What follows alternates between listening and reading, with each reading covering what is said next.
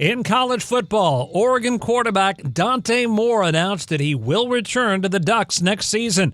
In Major League Baseball, the Boston Red Sox are signing left-handed pitcher Ranger Suarez to a 5-year, $130 million deal.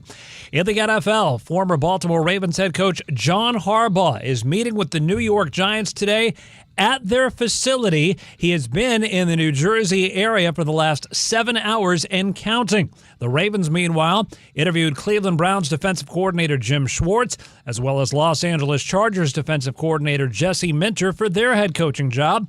The Pittsburgh Steelers have requested interviews with Minter, Vikings defensive coordinator Brian Flores, Rams pass game coordinator Nate Scheelhaus, and Rams defensive coordinator Chris Shula. The Dolphins interviewed Packers defensive coordinator Jeff Hafley. I'm Isaac Lowenkron.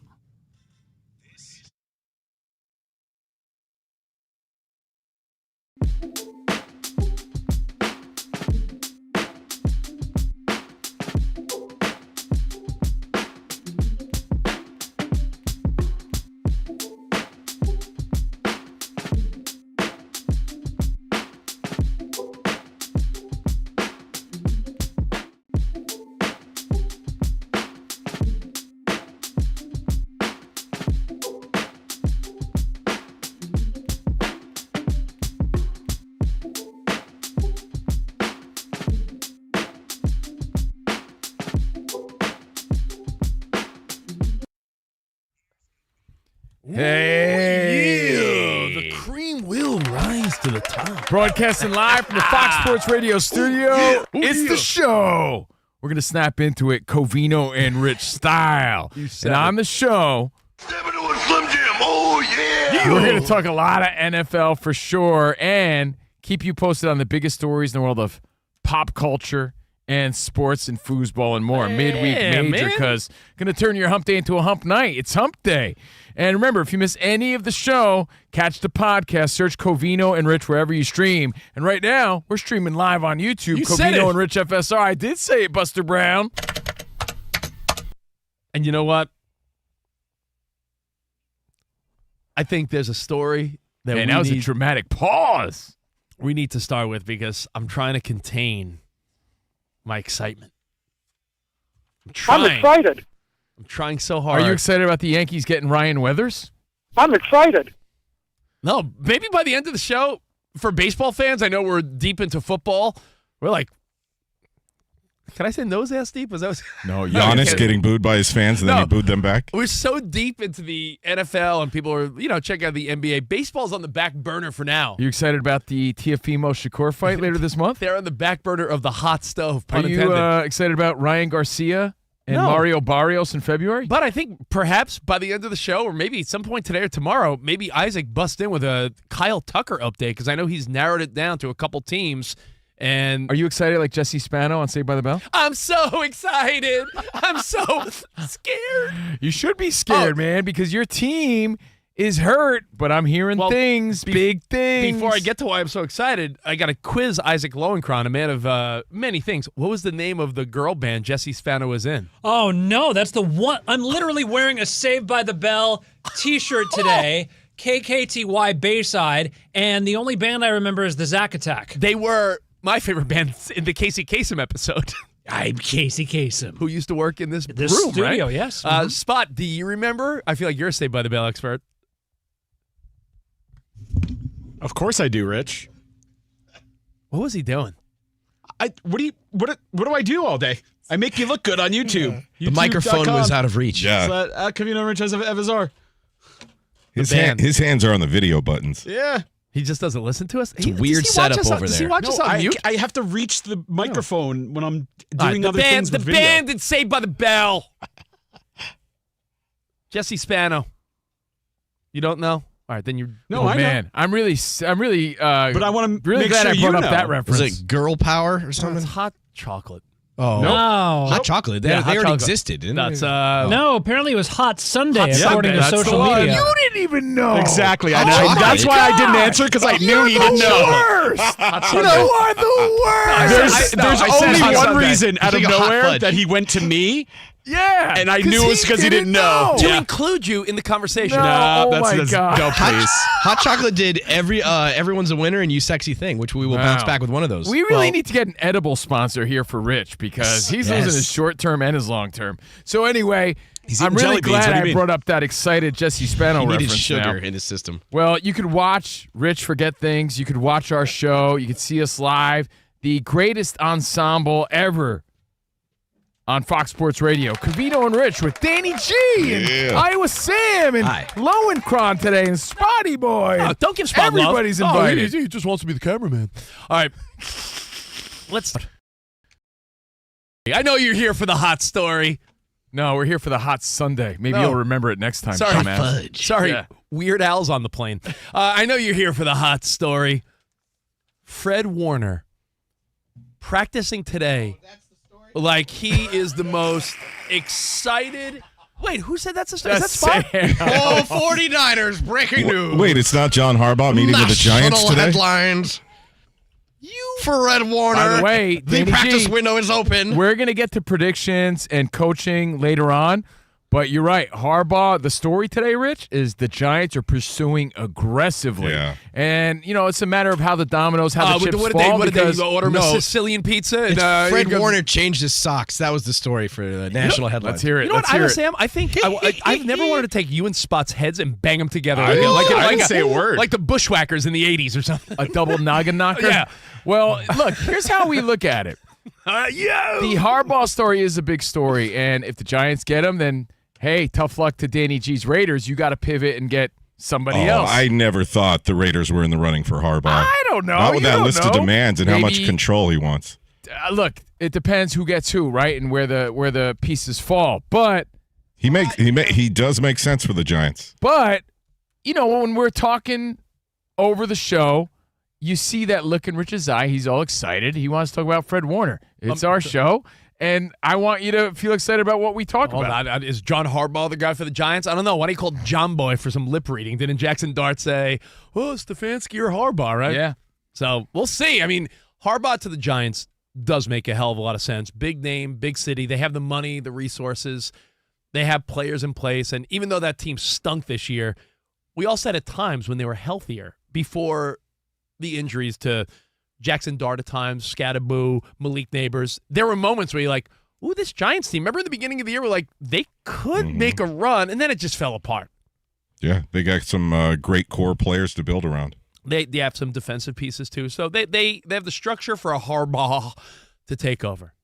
But you might care about Harbaugh. I care about the modern-day Willis Reed. Modern-day Willis Reed. The modern. Oh, let me speak more your language. No, The modern-day Daniel LaRusso. There you go. Never heard of them. I get it. Oh, you're man. talking about Luka and LeBron limping out to the court last night. Yeah. This Saturday night, Oh, if I'm a Seahawks fan, if I'm Dan Byer, if I'm our buddy Wes in Vegas, if I'm Chris Pratt, I don't know any other Seahawks fans. Rainn Wilson. Rainn Wilson. Brian Bosworth. I don't know. People high with mustaches in that part of the country. That's how I picture everyone in Seattle. Hipsters. Did you Hipsters. say Chris Pratt? High Bad hipsters. haircuts Yeah. and pierced septums. You said it, buddy. Beautiful part of the country, though. My goodness. Glorious. The shades of green you see when you drive through. Very verdant. When you're in Seattle, when you're in Washington, Oregon, any part of that country, beautiful. He's not lying. But Fred Warner, there is so much trash talking going on with the Seattle Seahawks, and I love it. It's great for football. We talked about it yesterday. Fred Warner posts like, yeah, my practice window opened. Seahawk players were commenting like, yeah, don't worry, the party ends this weekend. Like, I love this battle. We talk about the Bears and the Packers. We saw that last Rivalries, weekend. man. Yeah, we need him. Rivalries, Yankees, Red Sox. The greatest rivalries in all of sports are what drive sports. Lakers, Celtics. Without these Blue rivalries, Devils, Tar Heels. I mean, Buckeyes, Wolverines. bro, you're naming them all. I mean, would Michigan and Ohio State be the same if the fan bases didn't hate each other and the super fans? This is what sports are built on. Yeah, we should never shy away from them. We should only lean into them. It's good, clean fun. That's what sports is about. Smack talking. I love yeah. it. That's why we were so excited for Chicago Green Bay last weekend. that was the primo game. That was your Saturday night game. And this weekend, on Saturday night, we go up to Seattle, Washington. Talking trash. Come on, chump. Come on, chump. I love trash talk. Nothing more exciting than 49ers versus the Seahawks in Seattle, Washington. Niners won in week 1 on a Tunjas catch in the end zone. Remember that? It should have been intercepted. He catches it, and the Niners win. Final week of the season, the Niners offense, which was scoring like 40 points a week and looking unstoppable, gets shut down by the elite Seattle Seahawks defense. Now, 2 weeks later, they meet again for the third time, and you saw it with the Bears and Packers. I think even just as a football fan, I'm going to take away my Homer 49er vibes for a second and say, just for the good of football, don't we all want a battle on Saturday night? Yes. Don't you want to see Sam Darnold and Purdy slinging? Don't you want to see defense? Don't you want to see Fred effing Warner riling up that team? I do. More. If Fred Warner comes out there, do you see the point spread? And it's not just me laying heavy on the Niners. It went from 7.5 to 7. I would not be shocked if it went to 6 or 6.5. If Fred Warner plays, you could say, dude, is he really 100%? This guy is arguably one of the best players in all football. I mean, we've seen some He's a bad game stories. changer. I always think Kevin Durant, when Came it back comes too to soon? coming back too soon, rushing it just to Too soon. be there for the team and, to try to do the right thing. It's too soon, bro. I mean, I hope not. It's 1 week difference, right? Because that's what they're saying. But I don't know if that's too soon. I don't know. I'm not a doctor. I don't know if that's a bad idea or a good idea, but I'm all for it. If he wants to play, they're not ruling it out. That's the update. Before the show, Isaac Lowenkron goes, Rich, I want to show you something. And I'm like, Isaac, we're at work. Don't show me that.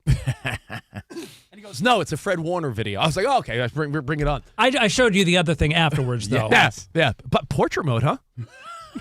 Son of a... Using my own joke against me.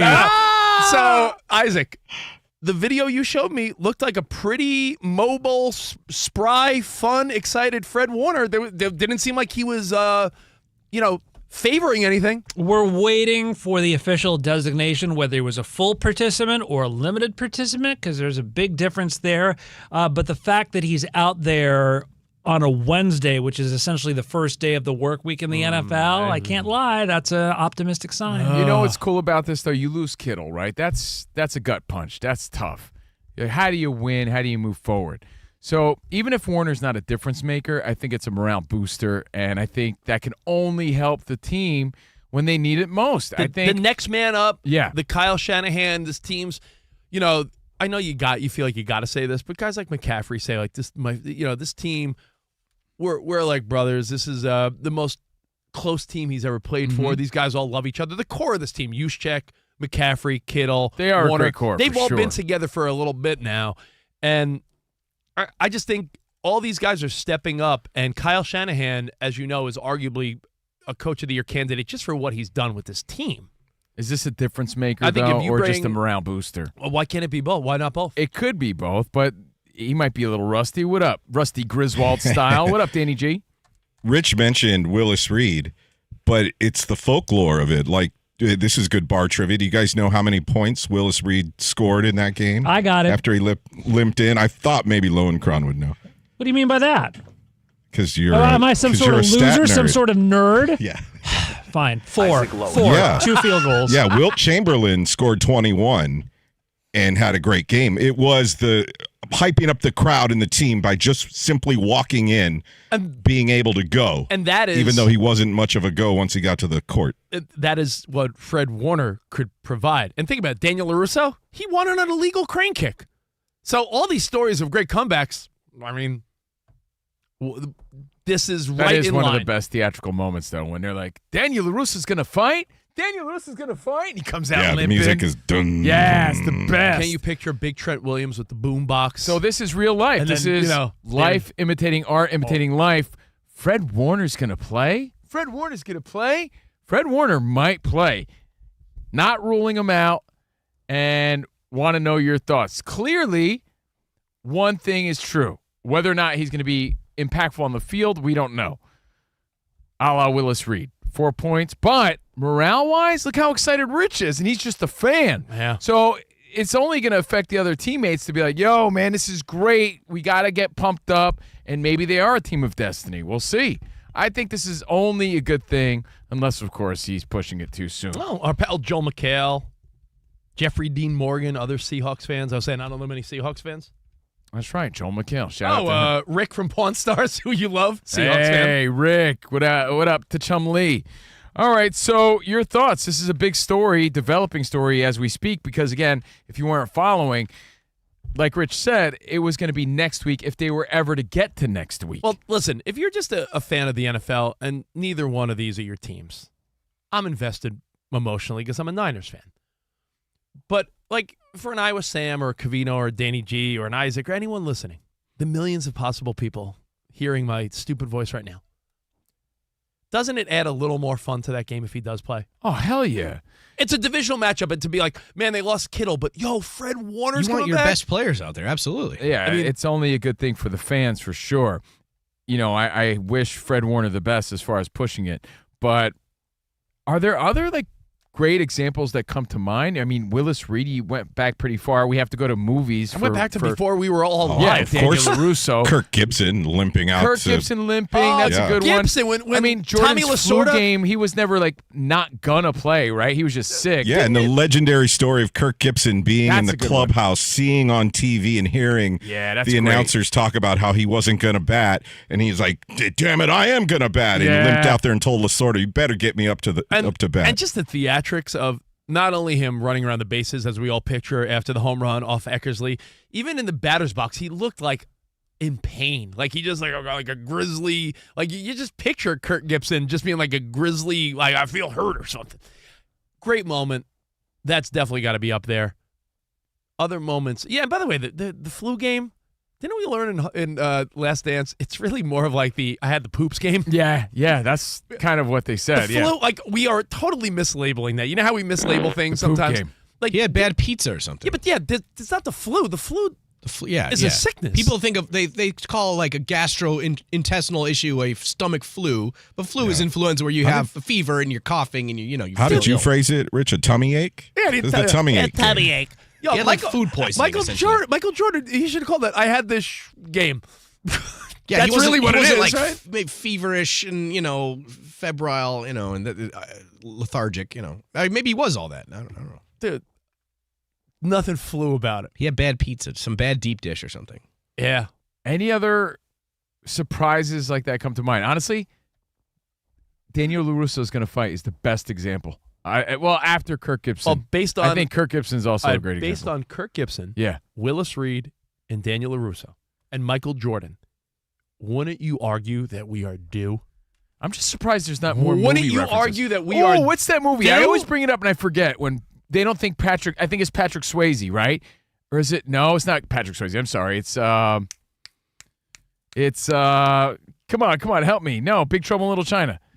Kurt Russell? It's Kurt Russell, and he comes out and he's wearing his white cleats. Snake it's with Plissken? you're you're talking about The Best of Times? The Best of The Times. Best of Times. I love that movie. They don't think he's gonna play, and Kurt Russell comes out there with his white cleats on. Like, oh, there he is! There he is! He's gonna play, and it's a big deal. The end of The Natural. They think that he's not That's- going to be able to play. Yeah, you know what's funny is we could think of more movie references than actual references. How about when? Oh, sorry. Oh no, go ahead. I was going to say, you said Patrick Swayze. What about the end of Dirty Dancing? You didn't I think know. he was going to dance, and then he dances. I never saw it, Spot. How about the end of The Water Boy, where Bobby Boucher gets knocked out and he drinks the Arctic yes. water blessed by the Eskimos, and then he comes back to life? Very much like a movie because I feel like we've seen it more in movies than on the field. So yeah, Kurt Russell, Daniel LaRusso, Bobby Boucher. Oh, what about in Mighty Ducks when Adam Banks decides to play? He Banks. decides to play for the Ducks. So yeah, this is very much a movie script, and I am pumped. It does get me pumped when you have no Kittle and half your team was hurt all year long, and Fred Warner's coming back. He's a team leader, period. So even if he doesn't produce a la Willis Reed, like you said, Hey. I think just him being there is going to be a huge presence for the team. Covino, sorry to bring it up, but how about Freddie Freeman against your Yankees? Oh, you had to bring it up. Fred Eduardo. It's a good one. That is it. Yeah, that's another one. So yeah, there you go.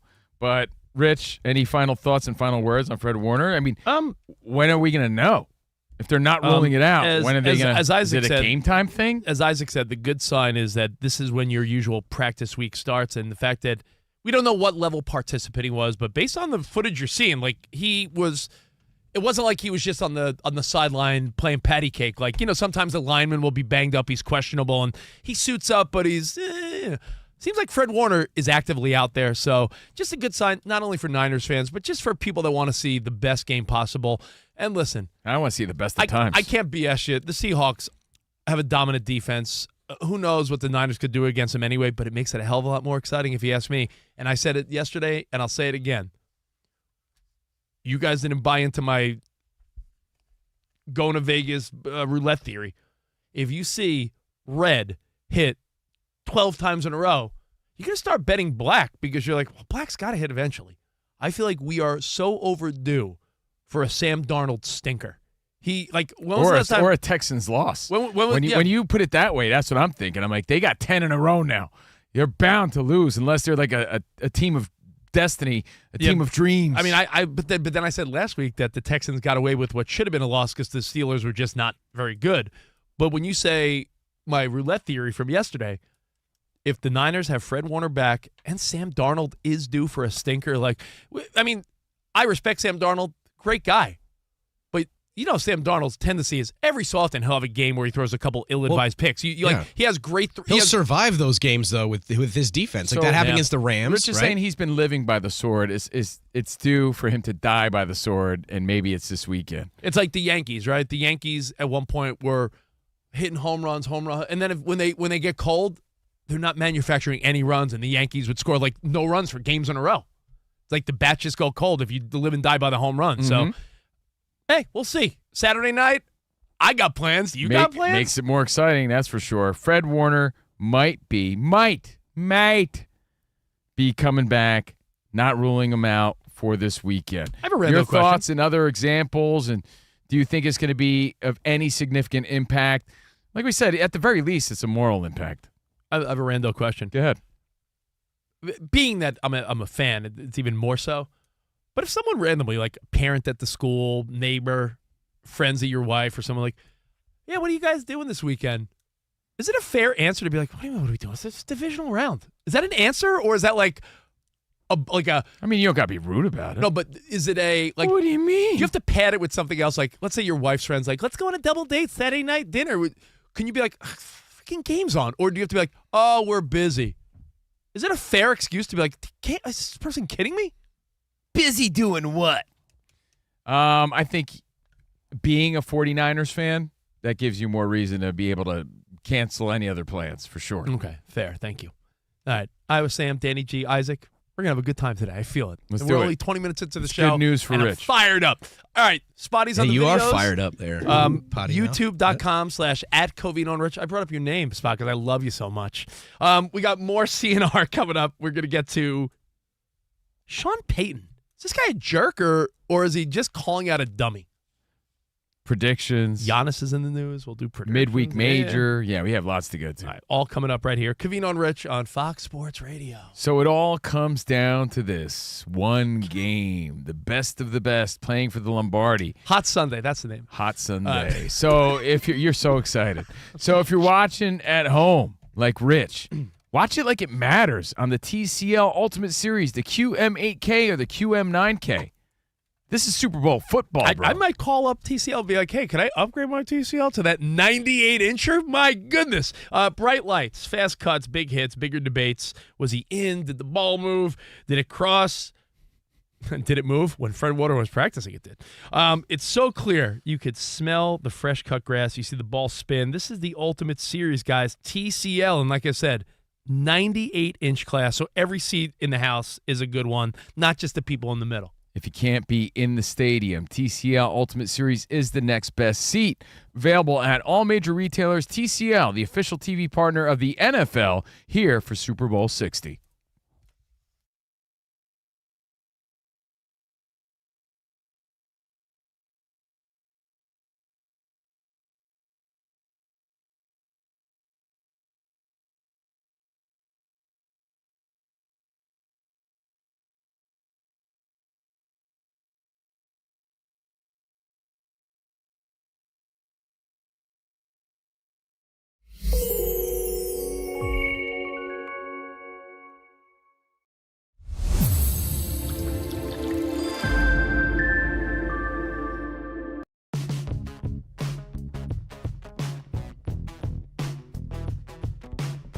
Dan Beyer and Monty Bolaños filled in for us a couple days. I invited all you ass clowns. I said, do you guys want to watch the 49ers Seahawks? I'll order food on me. Let's go. And apparently Dan Beyer talked about this on our show when he was filling in. Take a listen. Rich says, guys, Saturday night, Seahawks 49ers, my place, 5:30. Come on over, watch the game. Dan, there's going to be a Seahawks fan here. Come on by. There is no way that I would be able to go to that party. Absolutely not. It is. I am not going into a 49ers house. I also am, I want to watch the game by myself sort of guy. So even though there would be another Seahawks fan there, there's no way that I could go over to this party. I appreciate the invite, and I think Rich is all welcoming. I can't believe Rich is going to have another Seahawks fan at his house for a get-together. I would not have blamed him for not inviting me, but Monty, there is no way that I would want to watch the game with someone else or multiple other people who were probably closer to Rich that are saying, well, I want the 49ers. That's Rich's team. There's no way I'd be watching that game with them on Saturday night. And he responded with that respectfully. Yeah. That's sort of what he said in the group message. He texted me like, respectfully, I'd rather watch the game with anyone on the planet other than you. Yeah. And you know what? I don't want to talk out of, thanks for the invite, but I can't. I don't want to talk out of both sides of my mouth. I just know that Dan's a respectful fan. So I feel like I could have watched it with Dan. Like our buddy Wes in Vegas watched the game with us. He's a Seahawks fan, and it was respectful. I've told one of my Eagle fan friends, remember our buddy Steve? We have an Eagles fan who I told, like, yeah, I don't want to watch you because you're going to bother me. And he said I was a big wuss, and he got all mad about it. Because remember, I had the stance, and I blamed it on my kids. Like, yeah, you're going to upset my kids. Yeah, that was a weird sort of way to I was like, yeah, my kids are all tell pumped. them no. My kids are all pumped to watch a game. I don't want, my kids don't get it. You'll be rooting against the team we want. I'm like, you should have just told them no. I don't know. For you to blame it on your kids, that is weird. But, yeah, I think you assess the situation. The Eagles fan that Rich talks about, I could see him being annoying during the game. He's obnoxious. I don't see Rich and Dan and our buddy Wes being obnoxious with each other. You have to know the company.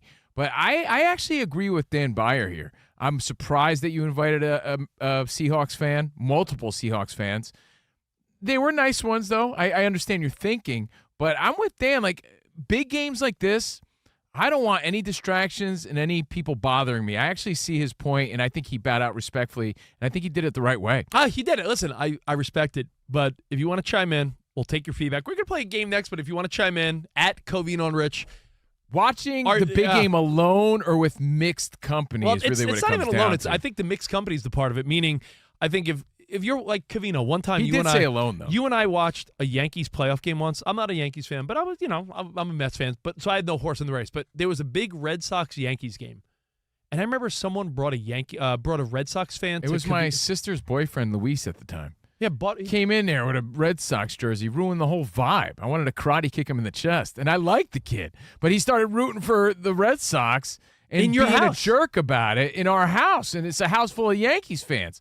And he sort of leaned into that fun, and it was maybe fun for him, but it wasn't like fun for anybody else. I told you about a year. Do you remember when the 49ers beat the Lions in the NFC Championship a couple years ago?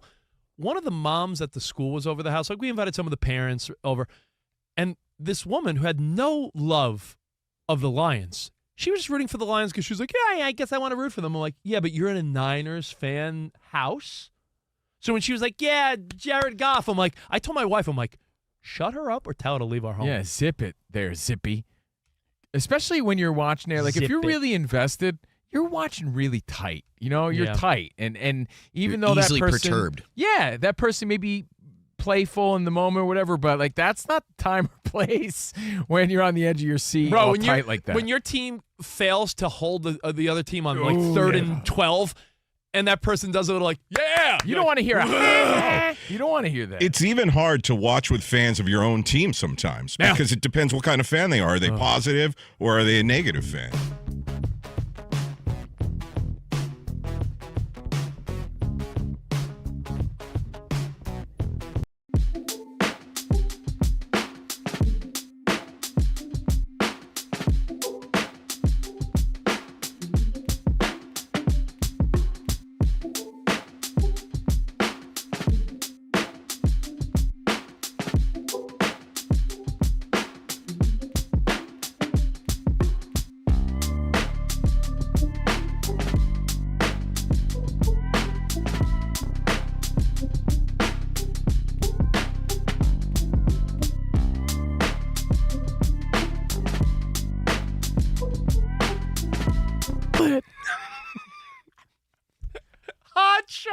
hot chocolate. Yummy. That's fine to eat. That's Rich Davis, that sexy thing. Hey, Spot, what is it, Spot? Huge fan of hot chocolate. Spot. We got Iowa Sam, Spot, you there? the sound architect, playing some 1975 hot chocolate, the actual hot chocolate, not to be confused with Rich's favorite band, Hot Sunday from Saved by the Bell. We got Danny G on the phones at 877-99 on Fox, the super producer, and Spot, who's on the videos, Covino and Rich FSR, if you want to stream in live and chat live. Covino and Rich FSR on YouTube. He's getting ready for midweek major. But I do want to remind you, we are giving away prizes with Mike's Wednesday Words of Wisdom, so stick around for that. Lowenkron's got your updates in a few minutes. What up, Danny? Oh, I was just going to say, don't forget, Iowa Sam, part of his job is also to man the dump button. Oh, yeah. Did I really drop the F word? Yeah. Rich was so hyped up about talking about the Niners. He's so excited about Fred Warner possibly coming back that, yeah, he can't control himself. But you know what it is? Here's the old expression. If you want to hear what Rich said, by the way, catch it on the podcast.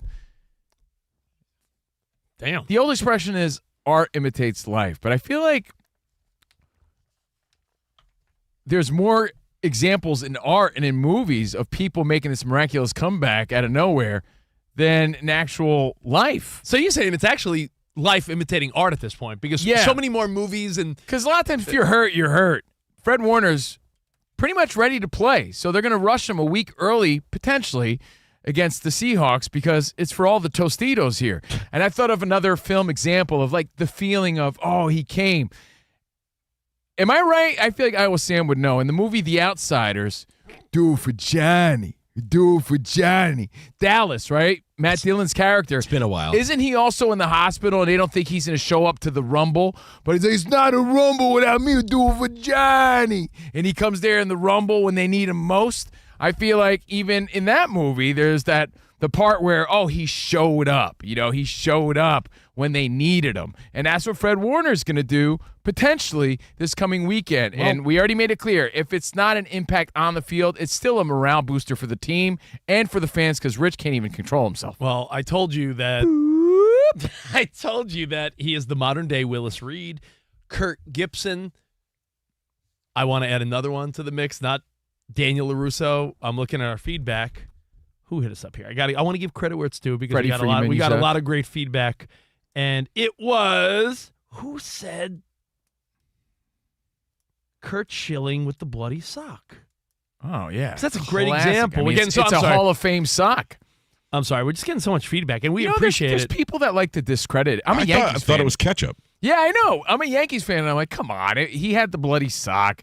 He did his thing. Save this for later in my sock. I'm going to eat this out of my sock. I'm going to put it in there. It was pretty amazing.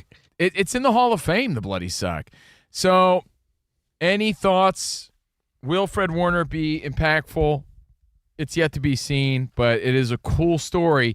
It's what they make movies about. That's really it. We also talked about the Michael Jordan, what'd you say, tummy Rich? Game. Poop game. Tummy ache game. Yeah, tummy ache game. Poopy game. No, it really is. It really is what movies are made of. So it's really cool to see. By the way, that chat echoes to Greg Chapin. Greg hit us up. Let's go to New York and say what's up to Art. What's up, Art? How are you, man?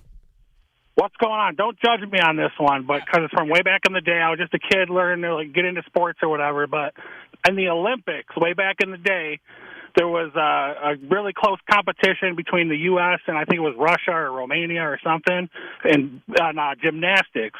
And Carrie Strug was one of the players on the team that got hurt. She hurt her ankle real bad. She had it all taped up, and they weren't sure if she was going to go out and play or not and do a vault. And she ended up going out there and doing a vault with her ankle all wrapped up and stuck the vault, and the U.S. ended up winning that year. That's awesome, that was a good one. Wasn't that Bella Carosi? Yeah, and that's the theatrics we're talking about. That's so cool. That's a really cool story. Hot Sunday.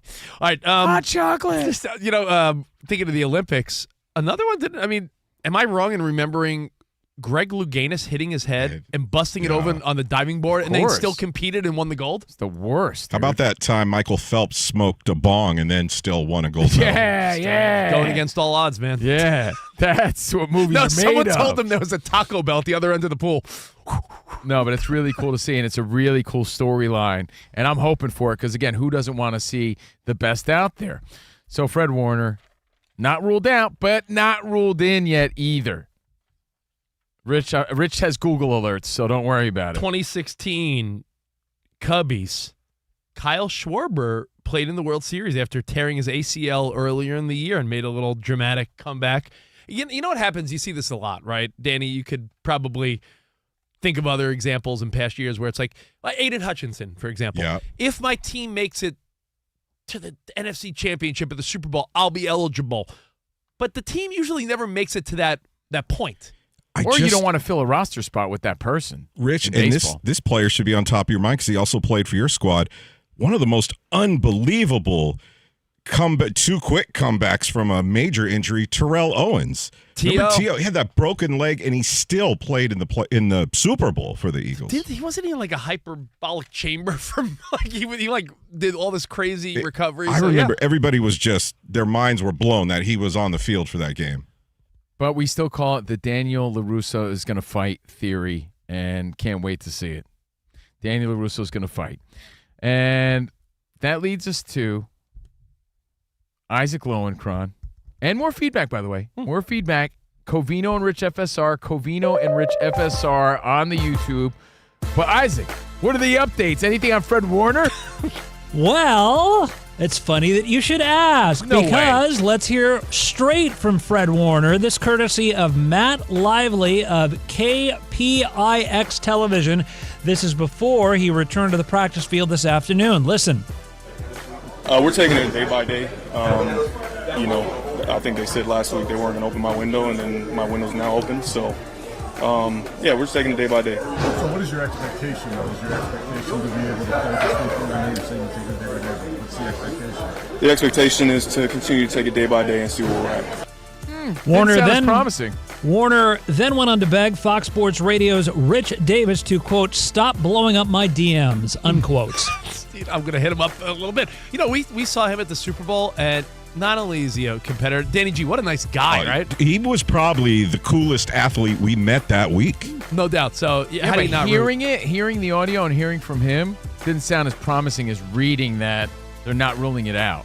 Yeah, but seeing him jump around the field and even the entrance from practice, his teammates were fired up and he's like, let's go, Dub City, and doing his Fred Warner thing. So maybe he just doesn't want to overhype it. If he's ready, Isaac, I mean, there's no reason why the 49ers wouldn't, in this moment, want him out there, even if it is a Willis Reed decoy-esque situation. Just him returning to practice in any capacity on the Wednesday of a game week, and who would have thought this when he first got injured, when he said, well, maybe I could make it back by the Super Bowl. Now, could you have imagined that this would even be something we're discussing on the eve of the divisional playoff round? Elsewhere, hold on, I'm sorry to interrupt. You know you don't want to happen, obviously, like Kevin Durant, but remember when the Yankees rushed Nestor Cortez, what happened? You remember that? Good point. He hadn't pitched in months, and oh, he's going to pitch? No way. Comes out and lays a stinker. Put some meatball out there. Don't put your dirty I'm Nestor Cortez story on me. It doesn't always have a happy movie ending, is what I'm saying. I don't like it when mommy and daddy argue. Yeah. Nasty Nestor. Remember you loved him so much? Yeah. Sounds like a dirty move in the bedroom. I gave her the nasty Nestor. And why did they give him the old heave-ho? Because they rushed him out there because they needed him, and he lets up a grand salami. I'm sorry. We're totally cramping Isaac's update. Sorry, Isaac. It's your show. No, I was just going to say there was also a member of our industry who was a host who went by the term nasty Nestor in our business. Maybe it was back in the day.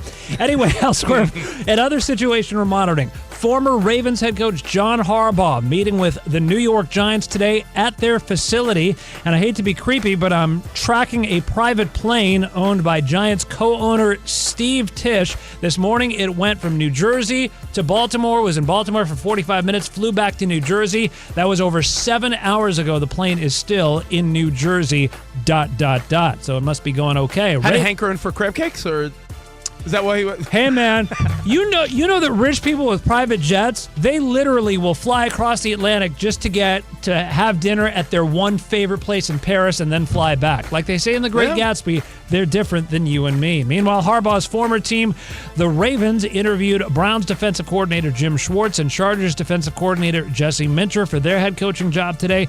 The Steelers have requested interviews with Minter, Vikings defensive coordinator Brian Flores, Rams passing game coordinator Nate Shieldhouse and Rams defensive coordinator Chris Shulin. College football, Oregon quarterback Dante Moore announced today that he will return to the Ducks next season. And finally, in Major League Baseball, the Boston Red Sox signing left-handed pitcher Ranger Suarez to a 5-year, $130 million deal. Guys, who got Suarez? Red Sox. That's big. Sorry, Cove. Hey, the Yankees got Ryan Weathers, man. David Weathers' son. Ryan Weathers, they're saying. Wow. Well, he was touted as one of the greatest high school pitchers of all time. He was 2-2 last year at Miami.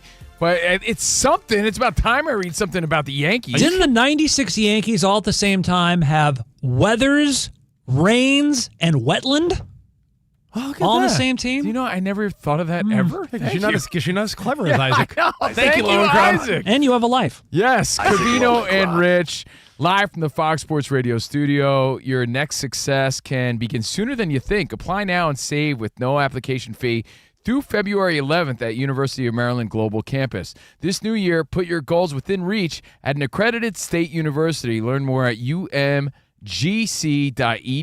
That's umgc.edu. And if you're facing a peak season, looking for a new team member, Workforce Solutions from Express Employment Pros make hiring easier. Visit expresspros.com to find an office near you and see how Express could help you hire smarter and faster. Now, coming up, we are going to get to Sean Payton. He was talking about the upcoming game against the Bills Saturday afternoon, and let's just say a reporter asked him a question, and I want to get your response. Was Sean Payton being a complete jerk or just checking a reporter on a weak-ass question? So we'll talk some Sean Payton. We'll get you fired up for all 4 games this divisional weekend as we get closer to the Super Bowl. More Covino and Rich next. Have you ever wiped with a piece of dry single-ply toilet paper and wondered, is this as good as it gets? Well, it's not, Fox Sports Radio Nation. Gets a lot better thanks to wet, extra-large cleaning power of Dude Wipes. It's really funny. Covino called me this morning from the toilet, and he goes, bro, does it get better than this? And I said, yeah, man, you got Dude Wipes? And we say extra large, we mean business. So no matter the size of your mess, from top to bottom, Dudes has you covered for a confident clean. They comfortably clean up whatever TP leaves behind. No more maintenance wipes. Debris, no way. Irritation, not a chance. It's time to make the trade of the season and switch to wet, extra-large Dude Wipes and start experiencing the confident clean of Dude Wipes. Yeah, it's about the confident clean. It's like our buddy Drew Mack. He always struts around so confident, and I asked him, what is it, Drew, that makes you so confident all the time? He's a big Dude Wipe guy. And he's like, yeah, he had one in his back pocket, and he showed it to me. He's like, Dude Wipes. Well, hey, a variety of scents. He said he likes the mint chill, right? Yeah. And the Shea Shea butter. Shea butter. Protect your end zone, guys. Join the movement for cleaner movements with a skid-free life. Our buddy Drew never had that skid-free life until Dude Wipes. Yeah. Not anymore. Available at Amazon and at major retailers nationwide. Dude Wipes, best clean, pants down.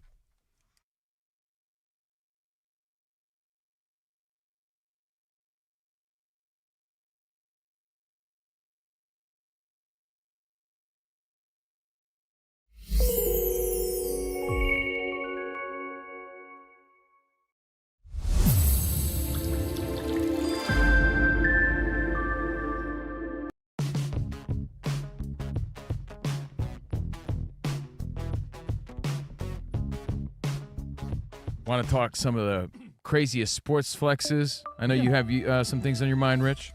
Yeah, I mean, this Wemby thing, you saw it before me because I was like, wait, what are you guys looking at here? And I'm like, is his foot? What?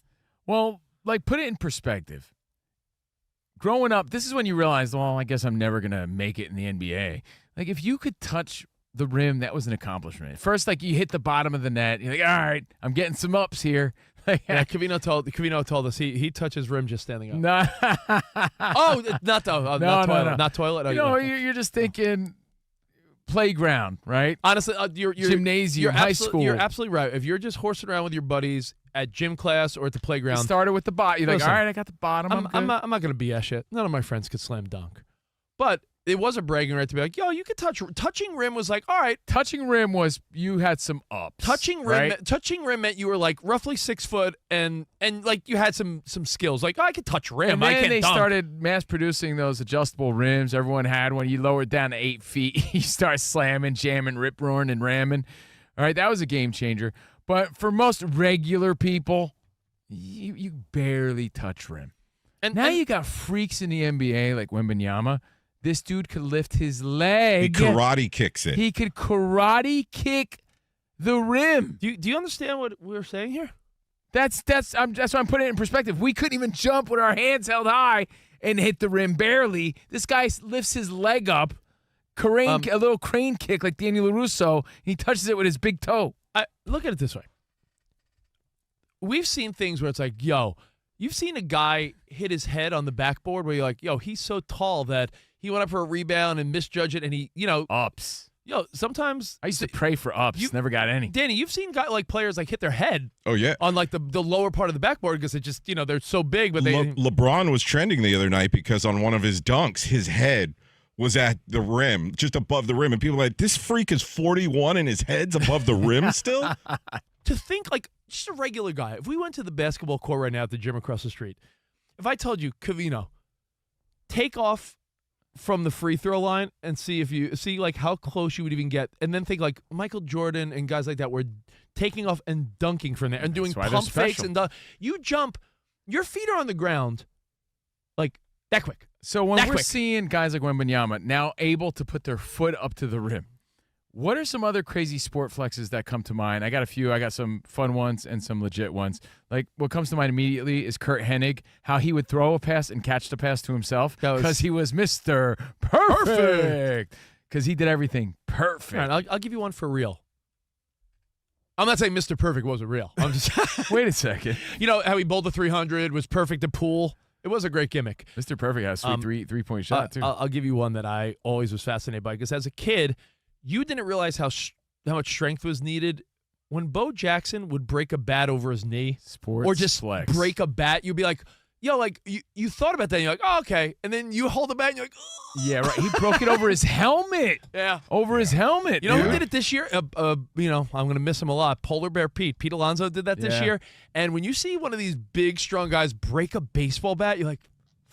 Or it's like a strong guy ripping a phone book. You know, if you tried to do that, you'd probably roll around in pain. So we'll get to your phone calls, your feedback, and we got more, crazy sports flexes next. But we got Ilo now with an update. Isaac Lowenkron. Do you mind if I real quick give you my sports flex? I would love it. This is not so much as a flex as just a great story. But back in the 60s, during the peak of Muhammad Ali, the top player in the NFL and arguably the greatest running back of all time was Jim Brown. Jim Brown made it be known that he very seriously wanted to box Muhammad Ali. He thought he could legitimately beat Muhammad Ali because he was such a great athlete. Remember, he was like an epic lacrosse player in addition to being a running back. So the two of them happened to be in London at the same time, and Ali tells him to meet him in Hyde Park, which is a famous park in London. So there they are, Ali and Jim Brown, just the two of them, face to face, no handlers, no nothing. And before Jim Brown says anything, Ali starts lightly slapping him, just slapping him like this. Yeah. And Ali's hands were so... CNR on FSR, Covino Rich, live from the Fox Sports Radio studio. And it's time for our Tire Rack play of the day. Both Luka and LeBron shook off minor injuries. And what happened? Were they working with the Zoolanders yesterday? Minor injuries. Good one, bro. And wound up playing as the Lakers blew out the Hawks. I got the black lung. Lakers with the defensive rebound. Here they are on a bit of a break. Vincent kick it all the way out to Doncic. Another Luka Magic from deep in downtown. That's courtesy of Lakers Television from Spectrum Sportsnet, and that was the Tire Rack play of the day. For over 40 years, Tire Rack has been helping customers find the right tires for how, what, and where they drive. Shipped fast and free, backed by free road hazard protection with convenient installation options like mobile tire installation. Tire Rack, TireRack.com, the way tire buying should be. Well, you know what? I figured I want to throw this out there. I'll be your weather boy. 4 games this weekend. I had to take a look at the weather, right? Because I saw an You're like Ryan Weathers, bro, New York Yankee. You said weather. Mm-hmm. Talking about Ryan Weathers, you're so excited. Dude, I'm just excited the Yankees made any move so far. Well, if you're a baseball fan, mixed in with all this amazing football, college championship, before you know it, divisional this weekend, NBA's in full effect. So baseball is on your mental back burner for now. But Kyle Tucker's going to be a big one. rumor is the Mets offered this dude $50 million a year, but it's a shorter-term deal. But other teams are offering him less money, more years. So Kyle Tucker is, I would say, would you guys agree, the big free agent that we're waiting on right now? Other pieces will fall around Tucker. All right. Weather. You said weather. So I was thinking, what does the weather look like for the 4 games this weekend, divisional round? Because I saw an interview with Steve Young where they were talking about, does any quarterback actually like playing in the cold and wind? And know what it reminds me of? When we fill in for the great Dan Patrick and Covino or some jabroni will say, yeah, bro, Rich, you're more of a morning guy, man. You pop out of bed. If you're going to tell me there's not a difference, I'm going to strangle you. I'm going to have Danny G hold you down as I karate kick you in the chest because you spring out of bed right into your socks like something out of a cartoon. Some people's engines take a lot longer to rev up. You're not that guy. Good morning. Good morning. You're going to tell me that Rich Davis's energy level's not different? You're hyped up, but snorting pixie sticks first thing in the morning. I don't know what you do. My point is, even people that are lively in the morning or upbeat. But there's certain people that are better than others. But I'm saying people that do a TV. I know Kelvin, Odd Couple, does a TV morning show. If you're doing Dan Patrick, if you're doing morning radio or TV, I promise you, no one likes to do it. Some people are just better at it. No quarterback likes to play in the cold, wind, or conditions. It's just some are maybe more adaptable, but there's not a quarterback that's like, or have more experience in those conditions. It matters. I love sub-zero temperatures. Well, this weekend, 3 of the 4 games are pretty mild. Just so you're not going to see any rain or snow games for the most part. Bills and Broncos. The weather forecast out of Denver: 45, sunny, no chance of precipitation. So you're looking at just a chilly Saturday afternoon in Denver. Okay. Then in Seattle, even more mild, about 50 degrees, no chance of rain. So a mild night Saturday night. You know what in Sean Seattle. Payton said about that? What do you know about weather? Shut up, weather boy. You know what? We're going to play Sean Payton in a second. And then the Texans play New England. And New England, which could be susceptible to rain and conditions and snow, it's expected to be about 35, might be light rain, 30, in the 30s light rain. So a cold, but not terribly cold, like East Coast day, little chance of rain, right? It's in Chicago where it gets a little dicey. The Rams, you got to ask yourself, Puka Nacua, Kyron Williams, Matthew Stafford, are these guys? Do you think anybody likes to play in the cold? No, but who has the cold advantage here? Not the L.A. guys, but not Puka Nacua, who grew up in Hawaii, wherever he's from. Well, they're saying it's going to be 18 degrees with a 20-something% chance of rain. But then I ask you all, when this always comes up, like weather, who has an advantage? You tell me Caleb Williams, Southern California boy, Caleb Williams. All of a sudden he plays for Chicago. Now he's like more I love conditioned. He's a little more used to it. Not at all. Yeah, you become more adaptable. DC to Southern California to Chicago. So he's had it all. Yeah, I know. I find it funny when people forget where kids grew up, where they went to college. But I like your thought though, right? It's like when you have friends who are like, yeah, man, I don't like funerals. I'm like, you would think people actually like going, dude? We go because we gotta go. Yeah, but I don't like them. Yeah, nobody likes them, but you got to go pay your respects. Some people say, oh, yeah, I skip funerals. It's just not my thing. I just don't like them. Oh, yeah. What do you think? I'm going because I had fun there? So anyway, I get your thought, but I do think that certain players are more adaptable or more skilled at playing in the cold weather. Isaac gets a more behind the scenes. There are better morning people than others. Isaac, when you do a lot of your report, Isaac's done it all in this industry. Do you think there are players that are just, they don't want to admit it, but they suck in cold conditions? Like, I mean, do you think there's guys that are just cut from almost a wimpier cloth, even though they're freaking professionals? Absolutely, but we'll never know it, and it has to do with where they grew up, experiences, and various technical things, literally the fine motor skills of their sport in the cold. There are guys that you could tell, like, again, this is never something you would admit, but there's guys like a Tua, like there's guys that you could tell, like, they're just off. Like, people have strengths. That's really it. I always thought as a kid, Joe Montana, every time it was cold, would wear like a turtleneck and gloves, and I was like, he stinks today. Remember Montana would wear that thing where his head would stick out of the hole?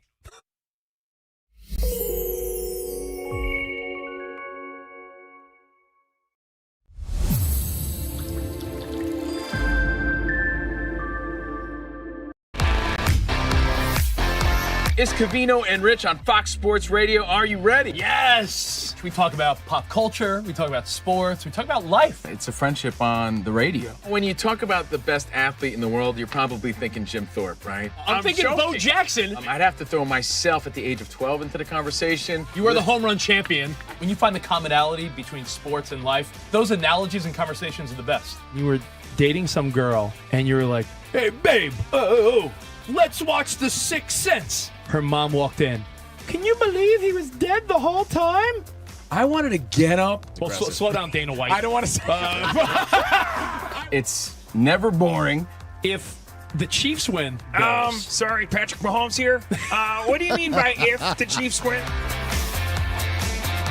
Our friendship is real. It's authentic. You can't fake the fun. we're the type of guys you'd want to hang out with at a sports bar. Best way to pick someone up at a bar? Yeah. Go up to a cute girl and say, "Oh, look at that bozo over there," and I'll point to you. We could make fun of each other, poke each other a little bit. I call him Blubber Lips, Rich Davis, because he never stops talking. He thinks he's the Mexican Fonz. Yeah. At any point, he's wearing a chain. You have a chain on? Always. Of course he has a chain on. That's like asking me if I'm wearing cologne right now. Of course I am.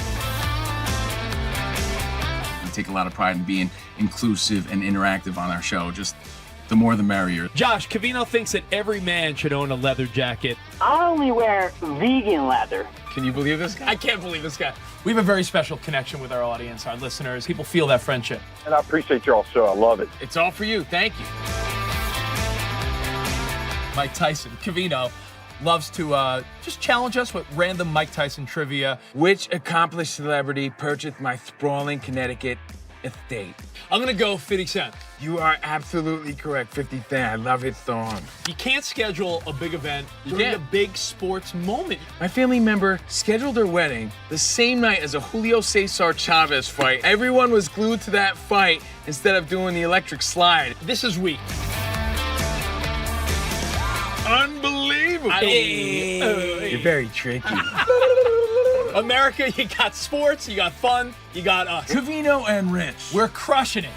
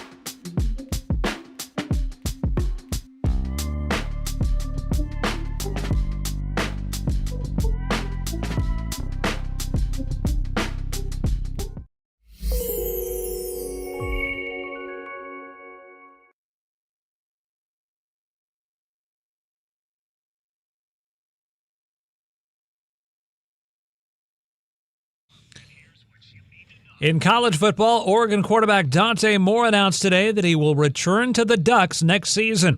In Major League Baseball, the Boston Red Sox are signing left-hander Ranger Suarez to a 5-year, $130 million deal. In the NFL, 49ers linebacker Fred Warner, who broke and dislocated his right ankle in October, returned to the practice field today. The 49ers are yet to announce whether Warner was a limited or full participant in today's practice.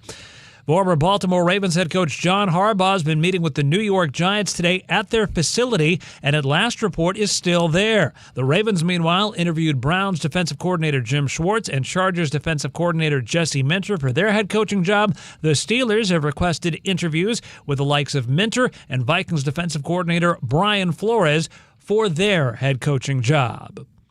I'm Isaac Lowenkron.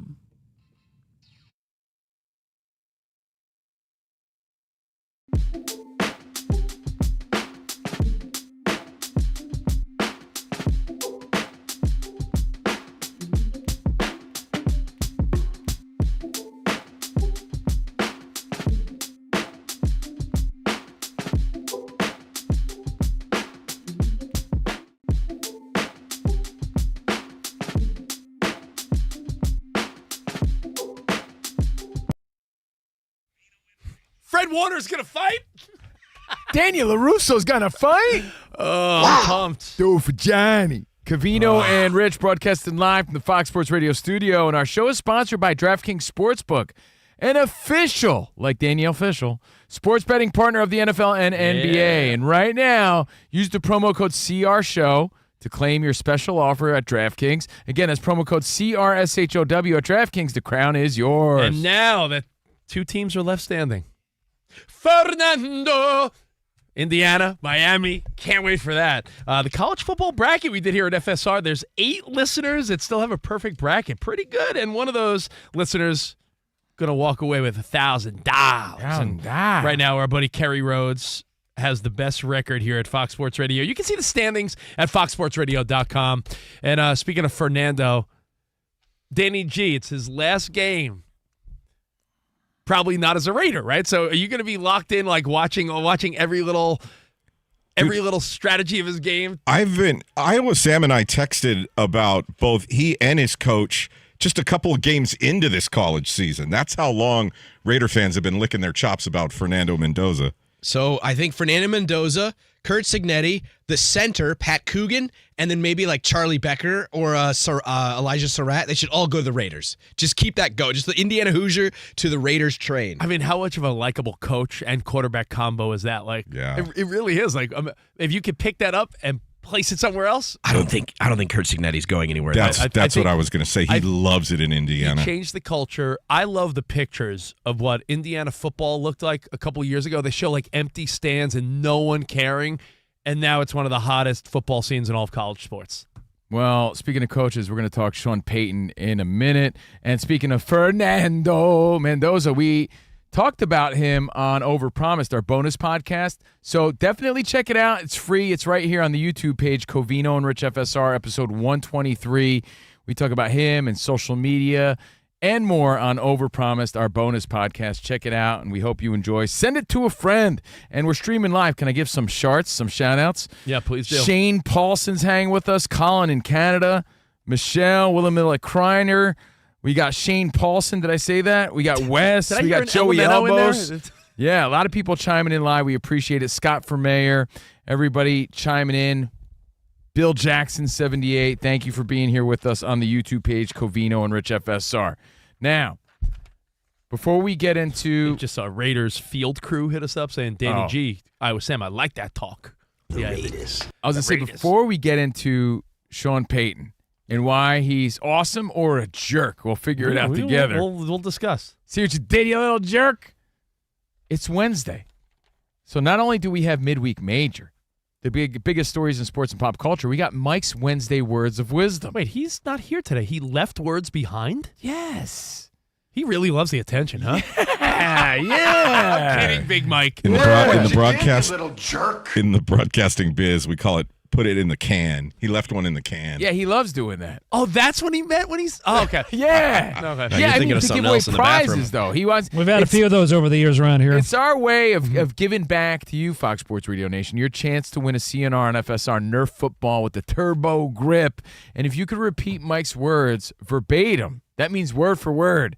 That means you win a prize. So write the number down, 877-99 on Fox, 877-99 on Fox, and be dialing if you could repeat Mike's Wednesday words of wisdom.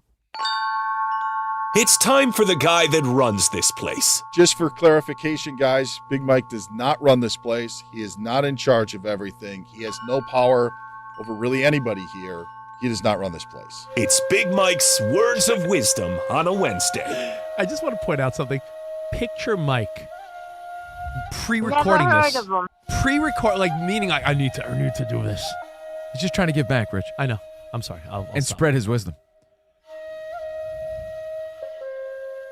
Starting your day with an early morning run is the best way to make sure that the rest of your day can't get any worse than it started.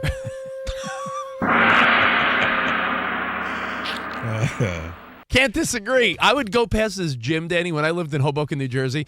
I would pass this gym when I was on my way to do morning radio. It's like 5 a.m. and I'd see people on the treadmill through the window, and I'm like, they're in it type to win of it, man. psychopaths. They're are they? motivated. At least it's a treadmill, though. If you're jogging on concrete, it's so bad like on cold your, outside, on your it's snowy. joints. Those are people on a mission. Yeah. They're trying to prove someone wrong. Yeah, they're trying to show an X what they're really made of. But like, you do get your workout in the morning, you feel amazing the whole day. You're right about You're that. exhausted by 7 p.m., but It's you true. feel amazing. It is a good feeling of like, got that out of the way. And hey, if you could repeat that word for word right now, you win a prize. You want to give it again one more time? Yeah, one more. Yeah.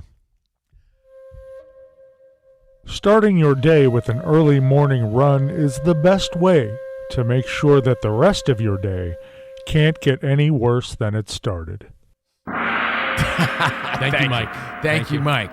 So we're taking your phone calls for the CNR and FSR Nerf football, and you can always qualify for Nerf football if you say something nice in our reviews on our podcast, Apple Podcast. If Danny G hits you up, you could win a football. But while we get the phone calls going, 877-99 on Fox, let's talk about Sean Payton because, I don't know, I feel like the press, either they're easier targets than ever or people are just fed up with stupid questions. I don't know what's going on. But I don't know if this is much of a stupid question as much as Sean Payton not having patience with someone. I'm not insinuating it was a stupid question, so I don't want Or to be not taken even- that way. It's like from his perspective, like He's he got doesn't want to into be it. he doesn't want to be bothered with your stupidity. He got into it with a reporter. Like, he'll get a little testy with reporters. It happened earlier this season. It kind of went semi-viral. Yeah, I mean, I was hard on the traditional reporter the other day when you and I were arguing, Sam, but they do have a job to do, and they are trying to get the real story. Rob Parker and I were chatting about the minute you start paying people like McAfee does with Aaron Rodgers, then you're not getting the true story because it's more than a fun celebrity guest opposed to reporting. I get what they're trying to do. But Sean Payton, I don't know, is this a good look or not? Take a listen. John, having Greenlaw back for this game, his ability to attack downhill and in the run game, just how big is that and the timing of it for this one? You want him to attack downhill? Is that your, like, what do you know about attacking downhill in the run game? You don't know. All right, that's right. Have him attacking downhill. It's good to have a healthy Dre Greenlaw back in the game. Yeah. It's just very curt, very combative. Makes him look dumb. Very condescending for sure. That reporter couldn't have gone home feeling cool about himself. No. What do you know about tacking downhill? You could have said not much. That's why I'm asking you about it, sir. You are the you are the coach of the Broncos, right? Sometimes as an interviewer, you're asking questions so that people could explain, right, their side of things. Maybe you're giving them the opportunity. Maybe this is a storyline and he wants to give Sean Payton the opportunity to clear it up. You know, that's sometimes my method of questioning. Like, hey, I want to give you this opportunity to make it clear. What is the strategy or what's going on? And man, he didn't seem to have the patience for it. What do you know about it? Dumbass. You don't want to be combative and put your career or access in jeopardy. But, if I'm that reporter, I almost want to be like, yeah, you're the coach of the Broncos. I'm asking you a question, dope. Like, what do you know about attacking downhill in the What do you know about tacking downhill? I don't. I'm a reporter for the Denver Bumblebee. I played 7th grade football. Please explain attacking downhill better. I'm a reporter for the Colorado Springs Gazette.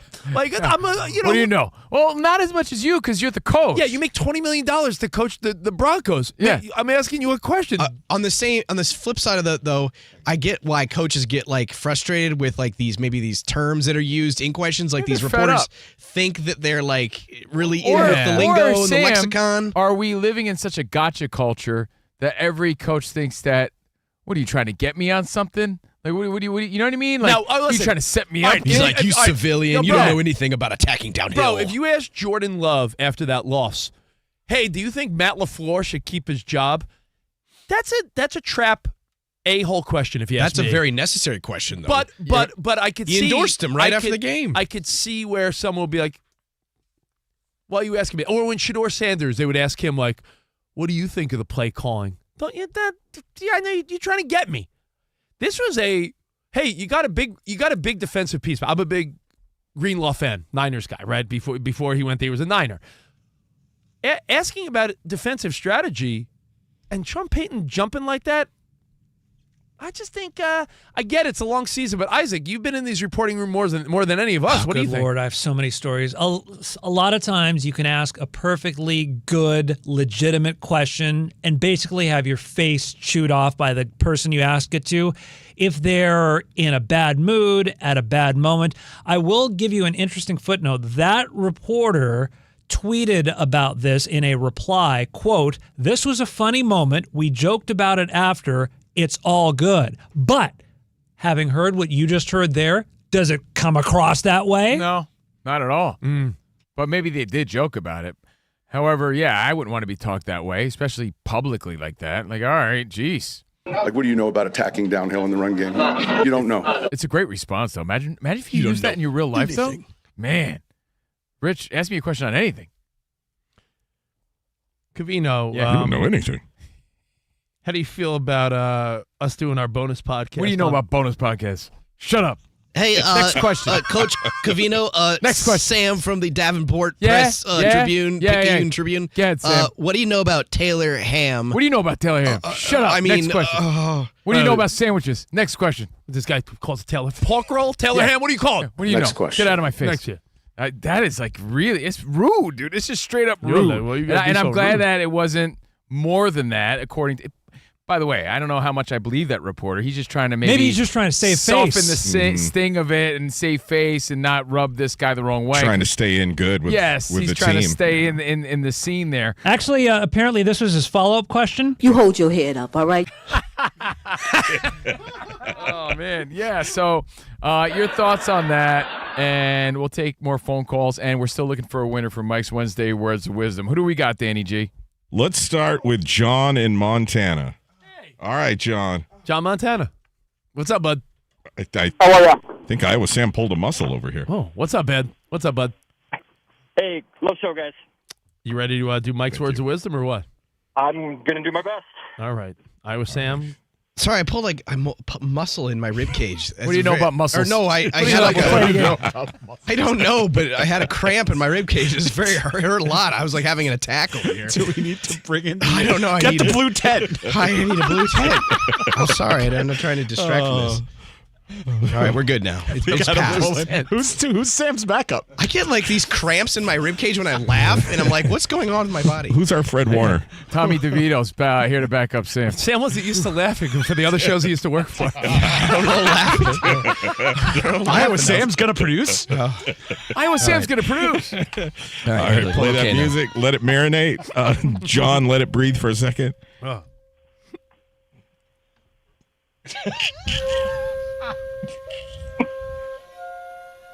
Go ahead, John. It's all you.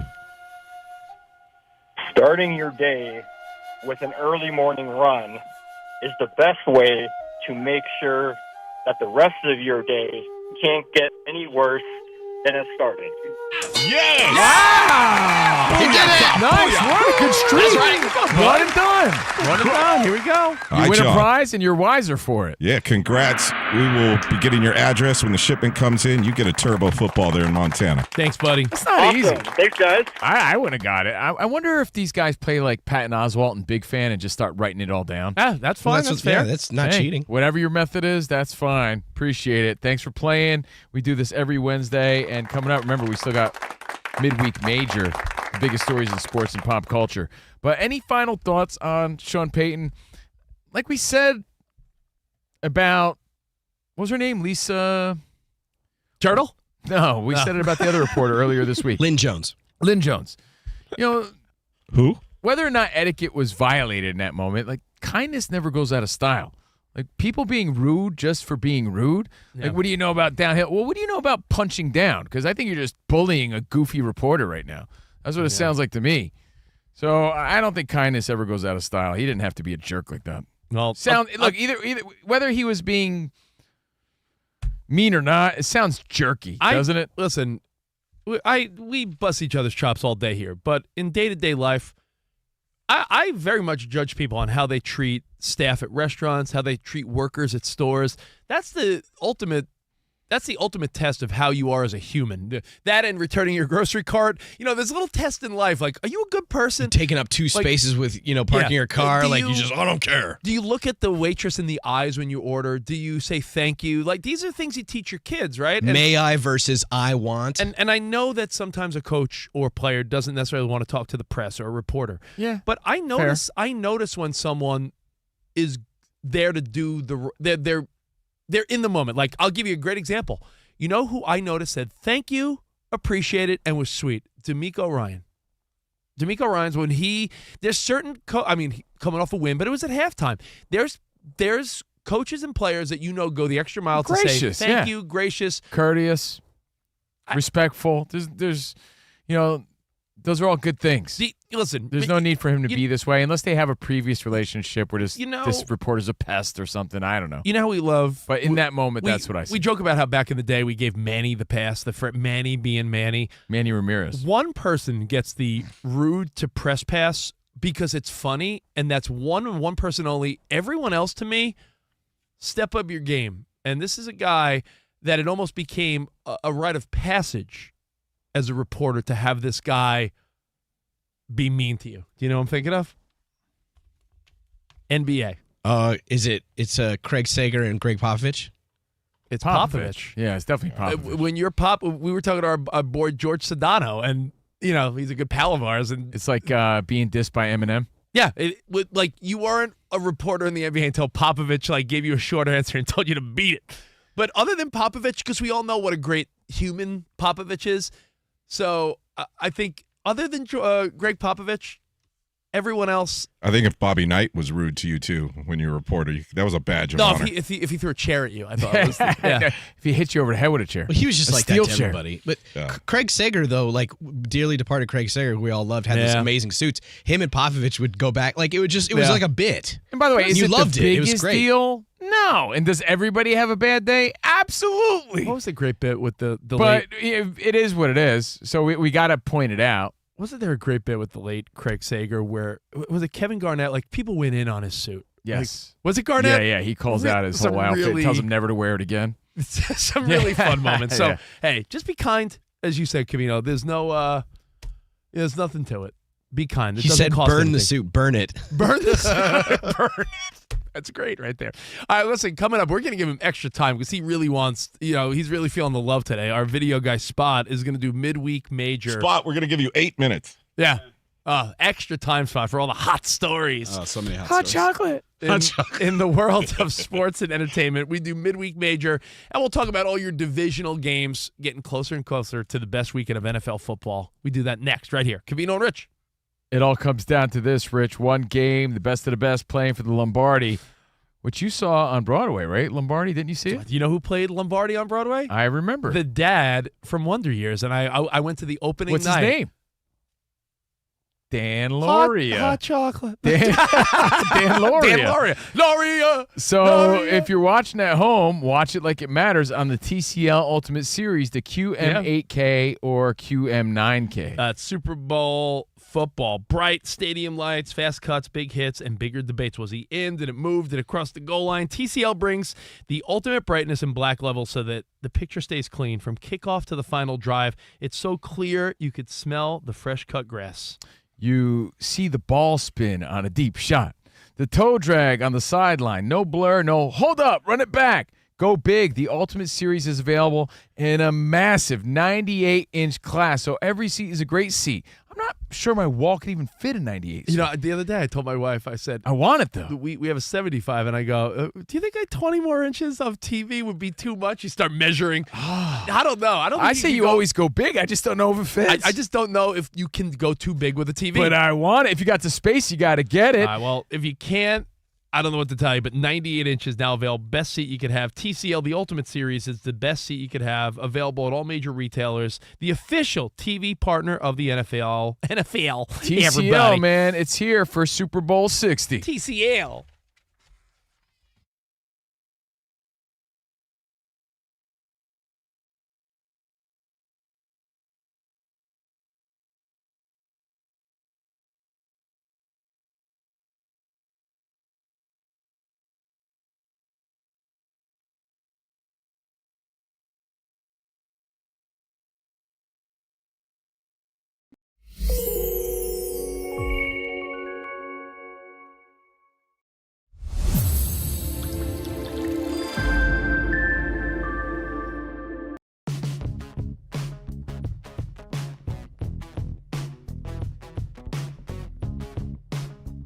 There's two other superstars in football and basketball that are toying around with the retirement idea. Let's talk football first, because Stephen A. went on this rant today saying, I think Kelsey's going to retire after this season. No big stretch, because I believe it too. I was surprised he came back this season. Okay. And now they're what? 6-7, and they're out of it. What more to play for? The guy's done it all. You think he's going to come back for like the rebuilding of a Chiefs organization? The guy's on his way out. No one wants to be a detriment to their team either. And I'm not saying he is, but if they're going to look younger and build, and Mahomes needs some good receivers, young receivers, I don't know if Kelsey's in the mix. His priorities are different. Okay. He already has a career in broadcasting. He has a bride-to-be. You know, the future's bright for him elsewhere. Hit me with option number 2. So Kelsey, again, Stephen A. talking about it today, and it's gone viral. Then the other one is LeBron, but hear me out, because people are saying he's got like one more year left. LeBron, it's season 23. That's his magic number, right? 23rd season. Let's say, and I would never wish this upon anybody, but I think teams like OKC would be in their way, right? Do you mean the 23-1 OKC? But let's say, and I would never wish this, Rich. I would never, ever wish this, but this is sports. Let's say someone on OKC gets hurt. Not wishing it on anybody. I'm knocking wood, in fact, right? Yeah. That opens up the lane even more for a Lakers team who's hot. They're playing good. They got young, they got veterans, they got old, they got everything. Can't disagree. Right? Let's say the Lakers win, and it's his 23rd season, magic number, last win, last hurrah. You don't think he retires? My question is, who's more likely to retire, a la Cejudo style, after this season, Kelsey or LeBron, if they win? I have an obvious I think LeBron's going to still play one more year. I think the answer is obvious. Kelsey? No. Oh, really? Yeah. What? I thought for sure you would say. And I'll explain. Maybe it's not as obvious as maybe we don't need that wrench of Lakers winning then. I think LeBron's proven it all. Okay. And if there's no path to a championship, and there's teams that are in his way, like you said, the Lakers are a top, I would say 3 to 5 team in the NBA. The Lakers look good. It's fun to watch the Lakers. Dude, Reeves putting up crazy numbers. They're comparing him to stat-wise to Kobe Bryant now. I'm just saying they're using the word superstar to describe Austin Reeves. Exactly. Now. They've already sort of moved past LeBron being the centerpiece. That's Luka now. Yeah. But a major piece still. You know, Austin Reeves, and they may go after another big star if LeBron were to walk away. I think Travis Kelce, I'll look at it this way. You know when you have a lot in the future? I know recently you were like, in your mind, you're like, dude, I got my daughter's Sweet 16, then I got this. And when you have all these things on the horizon, right, you try to cram things in and you don't. My point is this. He's getting married June 13th. They made the announcement, him and Taylor Swift, June 13th. He's got a top 25 podcast making millions. 13, her little lucky number symbolic. So they're getting married. And then I bet you within a year, because, they're at the age, they have every resource possible, they're going to have a kid. And I bet you that he runs it back one more time. After the career he's had, I don't think you go out the one time you don't make the playoffs. I feel like it's like Tom Brady wouldn't want to go away. You remember Tom Brady, the last interception he threw for the Patriots? It's like, you're not going to go out like that. I think he's not in Cypress Hill. He's on the Chiefs. I'm not going out like that. We ain't going out like that. We ain't going out. I think that gives him more reason to be like, it's over. Like, this run is over. He has a very bright post-football career, but it's almost like once you stop, you're never going to go back, right? So if he has any desire to play one more time, where I think LeBron could, with all good conscience, I played with my son, I've won on 3 different teams. It's a good question. Your thoughts at 877-99 on Fox. Well, you and I thought it was obvious, and you and I completely disagree. Yeah, I think if anyone's going to retire, it's Kelsey. And I think LeBron's got like one more year because when he announced it already and taken in that farewell tour? I'm looking at it from another angle. You're saying who's going to retire. I'm saying who would want to run it back more, and I think LeBron doesn't need to. Kelsey would not want to go out like this. Dan Beyer, what say you? And let's get an update, man. What's up? I'm not breaking a tie, but I am siding with Covino. Nice. I think Kelsey. I think it's at the end of the rope. No. Yes, and I think that LeBron, even with the Lakers' success this season, which has mostly been without him, that he wants that farewell tour that Covino mentioned, and I still think that there's an opportunity he would go and play elsewhere next year. To try to do it on his own terms. Yeah, with LeBron, don't you think if it was his end, we would know it? I think so.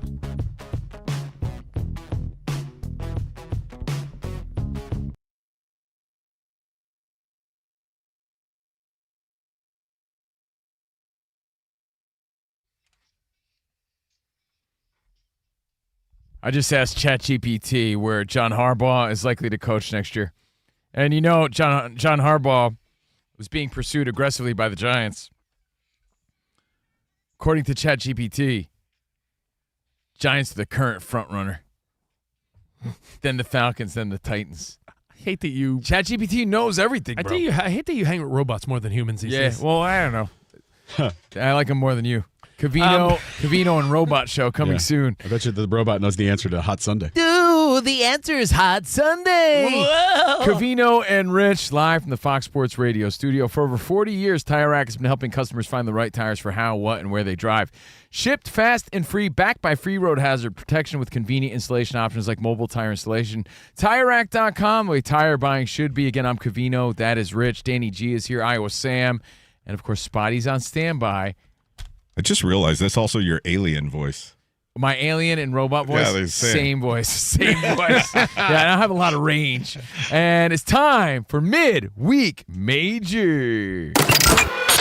Covino and Rich get you over the middle of the week with Midweek Major. Ooh, I love that. We throw sports and pop culture headlines and topics at the fellas, and it's like the kids say. That's so mid. Week definitely major. CNR scoring. Midweek Major. Yeah, I almost feel like 12 minutes is too much time for Spotty. 12 minutes? We should go really slow here as we roll the 2 red love dice. Roll the dice. When you hear the horns, you know you've made it to the middle of the work week. I want actually get to half my stories I want today. everybody watching Covino Rich to see Danny G's giant sticky red love dice. What you got? What's your roll? Ooh, 11. Oh, man. That's hard to beat. Yeah. Rich roll now. Rich roll.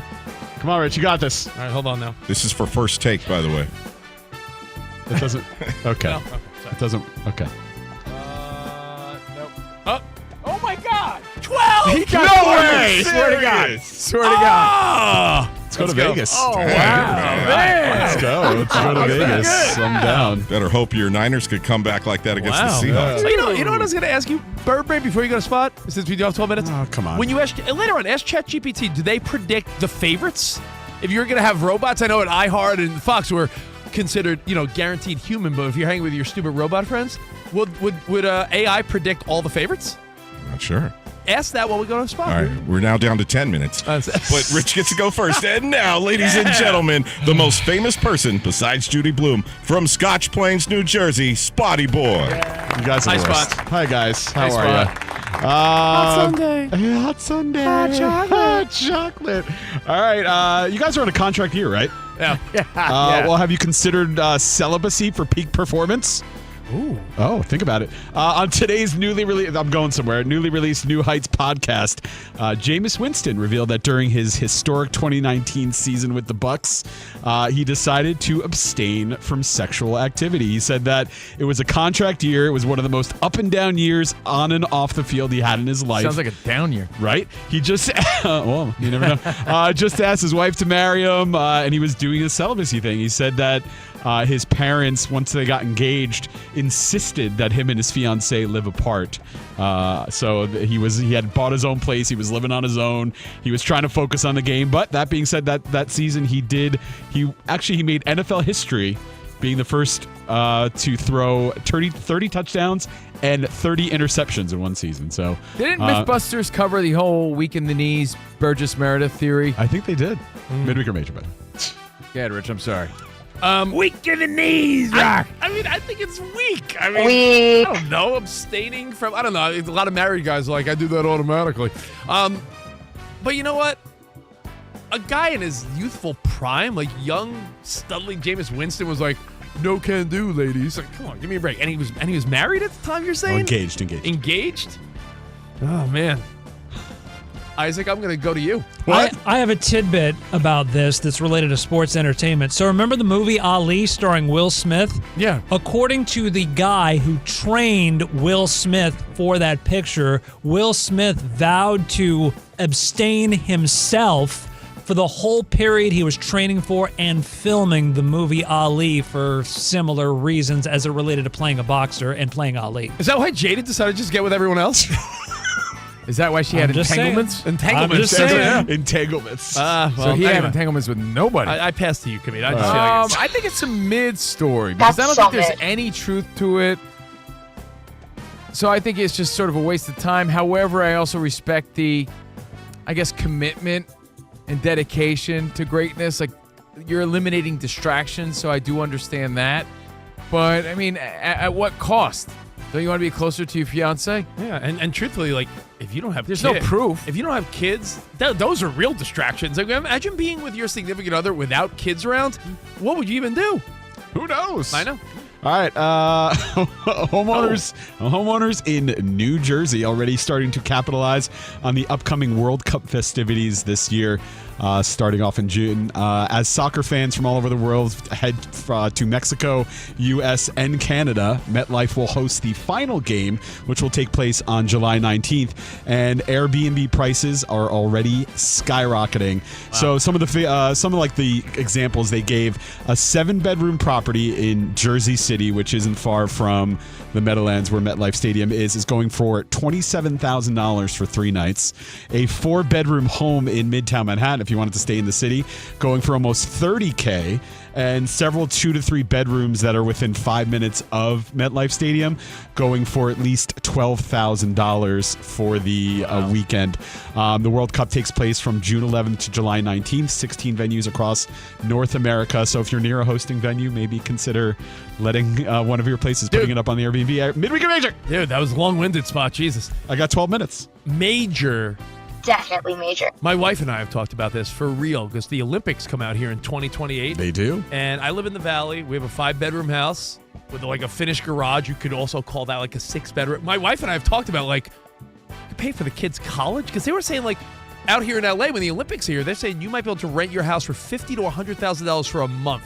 Oh, yeah, if you 'cause have 5 or more bedrooms. Events will be spread all over the LA County areas. You know what else is going to be spread? Legs all over Rich's bed. Who cares? I'll go buy a cheap bed from IKEA. You want some other strangers romping in your kids' room? Yeah, I'll Hey, tell there's them, a first time for everything. Dude, it's your home. Film an episode of Room Raiders after the Olympics there. Yeah, I really don't bring the black light into this guy's house. I would really not care. I told my wife, I'm like, I'll go do the show remote for a month. I think the boss would understand. I'll give him a cut. I'm gonna rent my couch out for $80 a night. No, if anything, I'm gonna live with you now. No.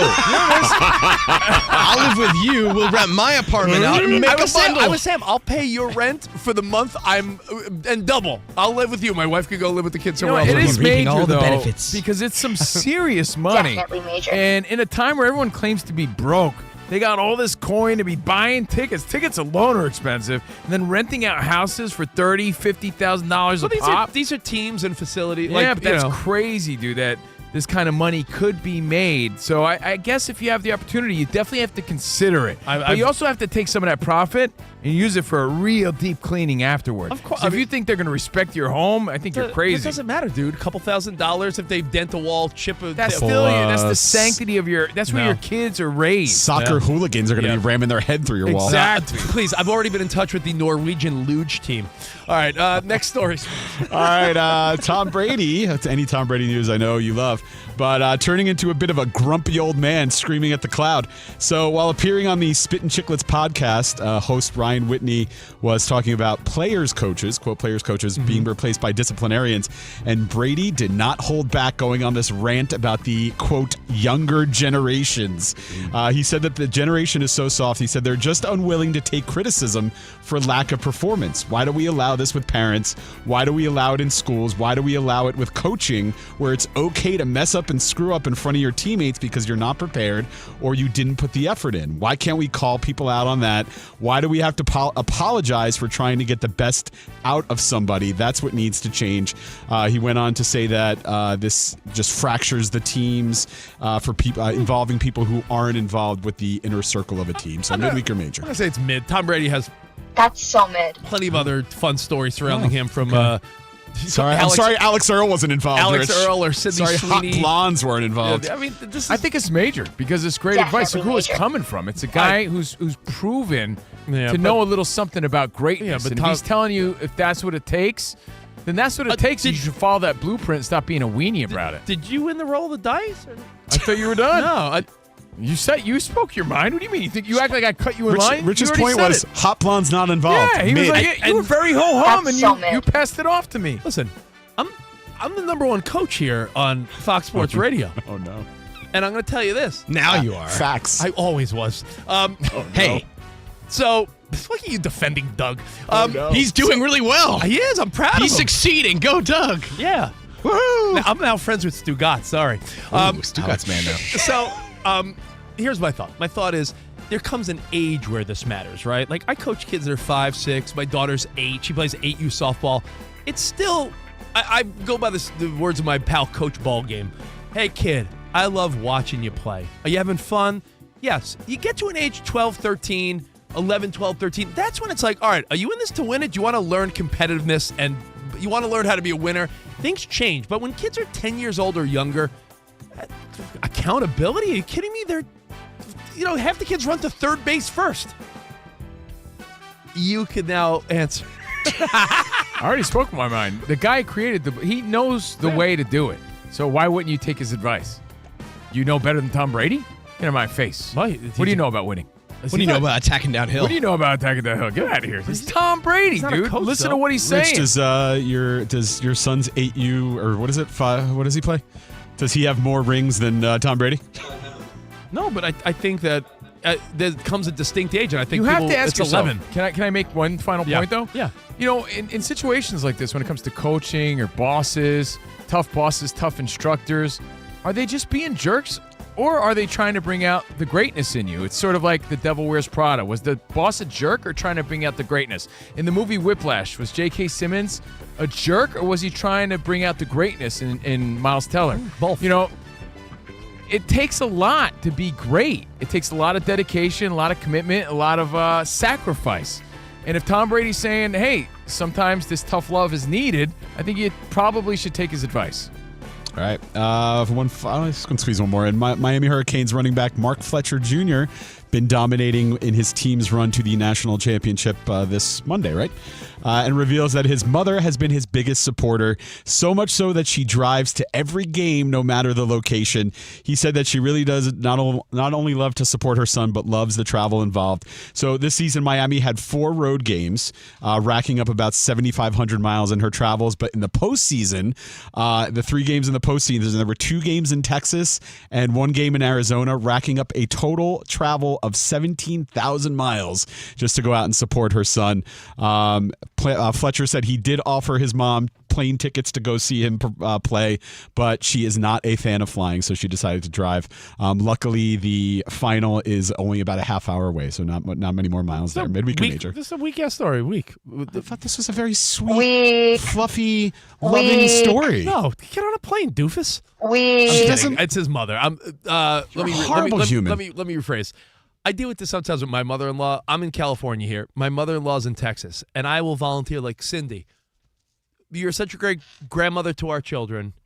I will plane tickets on me, and she'll choose to drive. Maybe she's like John Madden. She doesn't trust the plane. But what I'm saying is, you can't then feel bad for someone that's like been on the road for 2 days when you offered to buy them a plane ticket. Like, you know what I'm saying? Like, if Covino's like, I'm hungry, and I'm like, dude, I offered to stop and get you a sandwich. Like, you can't complain when someone offered you something, right? I mean, if he offered his mother plane tickets, God bless her. I love that she's there for her son, so I don't want to spin anything negative on a beautiful story, but I can't feel bad for someone that drove thousands of miles when someone offered them a plane ticket for free. 7,500 miles for Hurricane away games. And I think this is a mid story. It's beautiful. That's so mid. Yeah, not because it's not beautiful, but because in the story, the mom says that she truly loves driving. She loves traveling for the game. So if that's what she loves to do, and she loves to do it. Let's do it. Have at it. And you know what? Good luck to her and her son. National championship. Thank you so much, Spot. Thank you, Spot. Thanks. Hot Sun. Guys, hot Sun. Hot chocolate. Hot chocolate. All right, Isaac Lowenkron. What's up, man? All right, let's get started with a busy day in the world of sports. All sorts of things to tell you guys about, starting with the news out of college football. Oregon quarterback Dante Moore announced that he will return to the Ducks next season. In Major League Baseball, big signing, the Boston Red Sox inking left-handed pitcher Ranger Suarez to a 5-year, $130 million deal. In the NFL, former Baltimore Ravens head coach John Harbaugh has been meeting with the New York Giants today at their facility. At last report, he is still there. I will double-check just to make sure. The deal is Steve Tisch, he's one of the co-owners of the Giants. A plane that he owned went from New Jersey to Baltimore this morning, was on the ground in Baltimore for 45 minutes, flew back to New Jersey. It landed there 9 hours ago, and as of now, that plane is still there in New Jersey. Speaking of the Ravens, they interviewed Browns defensive coordinator Jim Schwartz and Chargers defensive coordinator Jesse Minter for their head coaching job. Pittsburgh Steelers requested interviews with Minter, Vikings defensive coordinator Brian Flores, Rams passing game coordinator Nate Scheelhaus, and Rams defensive coordinator Chris Shula. Meanwhile, former Miami Dolphins head coach Mike McDaniel will interview Friday for the Tampa Bay Buccaneers offensive coordinator job. Finally, we have a national championship game parking update. I'm looking at the secondary market, not for tickets for Indiana against Miami, but rather parking spaces in the parking lot of Hard Rock Stadium. Covino and Rich, would you like to take a guess as to what they're going for right now? In the stadium parking lot on the secondary market, one parking pass. My favorite show in the 80s, 227, $227. Rich. $228. Lowest price right now, $747. Wow, lowest price. That's nuts. But don't worry, if you are right across the street, that price goes down to a much more manageable $394. That's Back to you. Man, where's the running back's mom going to park? The Everglades, perhaps. Oh, my goodness. Oh, Thank my you, God. Isaac. And by the way, pitching, people are so desperate for starting pitching. Ranger Suarez is good, don't get me wrong, but the guy's never won more than 12 games. We're talking about a guy that goes like 12-8, 12-9, like with ERA in the threes, which is great, but to make that type of money, like honestly, people take big chances on good starting pitchers. Yep. really is wild. There's very few Garrett Coles, very few By the way, Scuba- Garrett Cole's not even playing for another month or two after the season starts. Same with Rodon. But I'm saying like Scooble and Skeens, there's very few guys of that caliber. So, hey. Anyway, we got more CNR. We got a little NBA news we'll get to next. That's to do with Giannis, so hang tight. More CNR next. Have you ever wiped with a piece of dry single-ply toilet paper and wondered, is this as good as it gets? Well, it's not. Gets a lot better thanks to the wet, extra-large cleaning power of Dude Wipes. You said it, buddy. And we say extra large, we mean business. No matter what the size of your mess, top to bottom, Dudes has you covered for a confident clean. They comfortably clean up whatever TP leaves behind. No maintenance wipes, no irritation, no debris. It's time to make the trade of the season and switch from old-fashioned TP to wet, extra-large Dude Wipes and start experiencing. Yeah, think about it. Are you Abe Lincoln? Are you Spartacus? It's 2026. Yeah, Dude You need Wipes. some Dude Wipes. Wipes! And they come in a variety of scents. Remember in Spartacus they used a stick? It would not be called flavors. They're scents. They're scents, bro. Mint Chill Shea butter made from 100% plant-based natural fibers. Join the movement for a cleaner movement and live skid-free. Available at Amazon and all major retailers. Dude Wipes. Best clean. Pants down.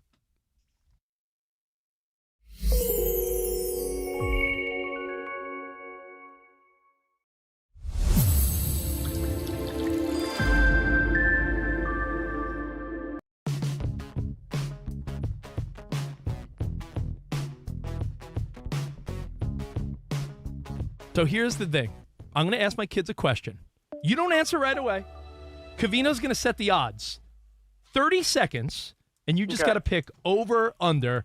Question 1, Covino. Okay. In 30 seconds. In 30 seconds, between the two of them, right? Yeah, they're working together as a little team. All right, they're a tandem. All right, here we go. First question.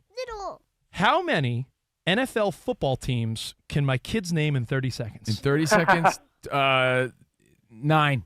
9. In 30 seconds? In 30 seconds. In 30 seconds? Okay, so, All of them. All right, well, chill, Ben. Travis, do you think under or over 9?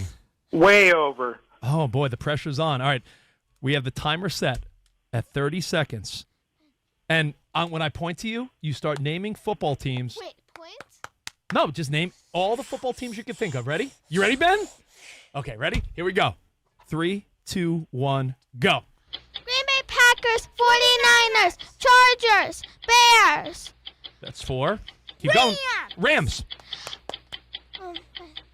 Come on, keep going. You don't have to whisper. Go. Then just do it. It's ticking. Come on. Come on. That's 10 seconds. Come on. Ben, do it. Come on. Come on. You got it. Oh, you got 5. You got 5 teams. Wait, what did he say? He said, yeah. He said over? Yeah. Oh. Hey, man, it's different when the pressure's on. Yeah. All right, very stressful. Next question. By the way, thank you, Travis. You want to go to Big Bear next, or you want to go to Tulsa, Oklahoma? Where do you want to go? Big Bear. Let's go to Big Bear and say hi to Steve. Hey, Steve, you there? Yes. All right, I'm on dad duty today, so we're going to play over-under.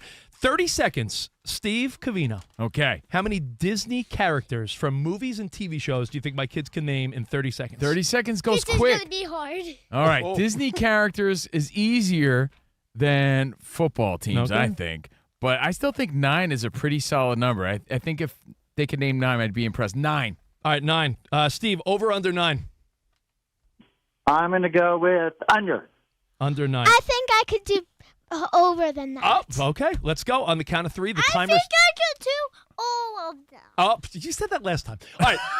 On the count of 3, name every Disney character you can think of. You got to get 9 in 30 seconds. Ready? 3, 2, 1, go. Elsa, Anna, Olaf, Mabel, Dipper, Okay.